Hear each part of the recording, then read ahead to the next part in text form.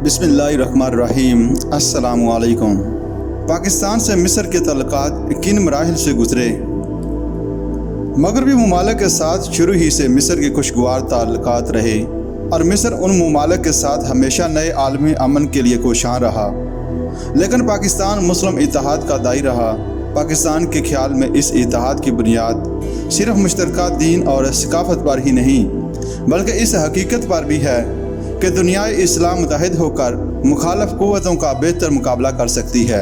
इसी बिना पर पाकिस्तान ने हमेशा दुनिया भर के मुसलमानों के मसाइल में गहरी दिलचस्पी ली और इन्हें हल करने के लिए बैनुल-अक़वामी इदारों में आवाज़ बुलंद की। इसके बरअक्स मिस्र की इनकलाबी हुकूमत ने हमेशा अरब कौमियत को अरब इत्तेहाद की बुनियाद बनाया। इसके ख्याल में मशरिक़ वस्ता एक अरब इलाका था जिसका दिल काहिरा था, जबकि पाकिस्तान इस इलाके को आलम इस्लाम का एक हिस्सा ख्याल करता था। दोनों मुल्कों के बाहमी ताल्लुकात में नुक्ता निगाह का यही फ़र्क चंद मुश्किलात का बाइस बना। दोनों मुल्कों के दरमियान गलतफहमियों की असल बना मुआहिदा बगदाद बना। यह मुआहिदा मगरबी ममालिक के तावन से मार्ज़ वजूद में आया और इसमें पाकिस्तान, ईरान, इराक और तुर्की शामिल हो गए। पाकिस्तान अपनी ज़रूरियात के पेश नज़र इसमें शमूलियत को मुफीद ख्याल करता था, जबकि मिस्र ने इसकी शदीद मुखालफत की। शाम, लेबनान, हत्ता कि सऊदी अरब भी इस मुआहिदे के ख़िलाफ़ थे। यूँ इस मुआहिदे की वजह से अरब दुनिया दो धड़ों में बट गई। सदर मोहम्मद अय्यूब खान के दौर में पाकिस्तान ने बाहमी गलतफहमियाँ दूर करने की भरपूर कोशिश की। अप्रैल 1960 में सदर नासर पाकिस्तान आए और इनका पुरजोश खैर मुकद्दम किया गया। इसके जवाब में पाकिस्तान के सदर मोहम्मद अय्यूब खान ने मिस्र का दौरा किया। पाकिस्तान मसला कश्मीर में उसे सालिस तस्लीम करने पर भी आमादा था, ताहम जल्द ही बाहमी ताल्लुकात में सर्दमहरी आ गई। इसकी वजह एक तरफ तो मगरबी बुलाक के मुआहिदों में पाकिस्तान की शमूलियत थी। इसी बना पर सदर नासर उसे शक व शुबा की निगाह से देखते थे। दूसरी तरफ पाकिस्तान अरब ममालिक बिलखसूस सऊदी अरब, उर्दन, इराक वगैरह से गैर मरासम कायम कर चुका था। ये बात भी सदर नासर की नज़र में खटकती थी, क्योंकि वो मशरिक़ वस्ता को ज़ाती जुलान गाह समझते थे।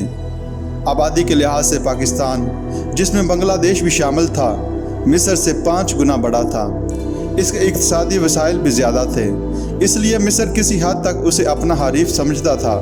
यही वजह है कि वो आलम इस्लाम के ब्लाक का मुखालिफ रहा, क्योंकि इस ब्लाक की क़यादत इसके पास नहीं रह सकती थी। इसके बरअक्स भारत के साथ इसके ताल्लुकात बहुत गहरे थे। ऐसा दिखाई देता था कि अरब दुनिया की क़यादत का मरकज़ काहिरा में और जनूब मशरक़ी एशिया की क़यादत का मरकज़ दिल्ली में कायम करने पर दोनों मुत्तफ़िक़ थे।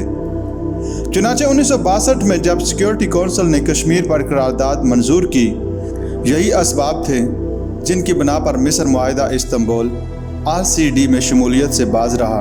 हालांकि ये सिर्फ पाकिस्तान, ईरान और तुर्की के मुस्लिम ममालिक का बाहमी इश्तराक बराए तावन था और इसमें मगरबी ममालिक का कोई अमल दखल न था। 1967 की अरब इसराइल जंग से सदर नासर की क़यादत को सख्त धचका लगा।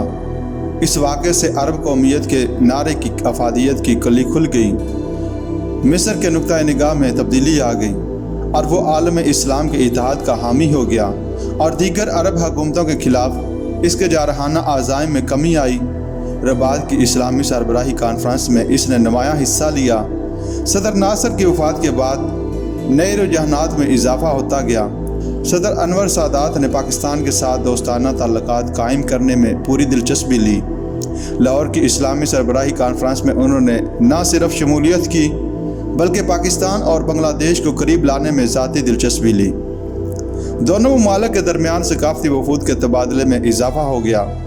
ताहम जहाँ सदर नासर ने मगरब के मुखालफ में इंतहा पसंदी का मुजाहरा किया था, वहाँ सदर सादात ने मगरब की तरफ झुकाव में इंतहा पसंदी दिखाई और सारी अरब दुनिया की मुखालफत के बावजूद अमेरिका के ज़ेर असर इसराइल के साथ कैंप डेविड समझौता कर लिया। अरब ममालिक में इसका शदीद रद्द-ए-अमल हुआ। इस्लामी वज़राए ख़ारजा और इस्लामी सरबराही कॉन्फ्रेंस में मिस्र की रुकनियत मुअत्तल कर दी गई। यूँ मिस्र दुनिया इस्लाम से कट कर रह गया। اس معاملے میں پاکستان عالم اسلام کا ہم نوا رہا۔ 1984 میں پاکستان نے مراکش میں ہونے والی اسلامی سربراہی کانفرنس میں مصر کے ساتھ عالم اسلام کے تعلقات کی بحالی پر زور دیا، جس کے نتیجے میں مصر کو کانفرنس میں شامل کر لیا گیا اور پاکستان اور مصر کے تعلقات مزید خوشگوار ہو گئے۔ بعد ازاں صدر پاکستان جنرل محمد ضیاء الحق نے مصر کا خیر سگالی دورہ کیا اور پھر مصر کے صدر حسنی مبارک بھی پاکستان کے دورے پر آئے۔ اس طرح دونوں ملکوں کے تعلقات میں خاطر خواہ اضافہ ہوا۔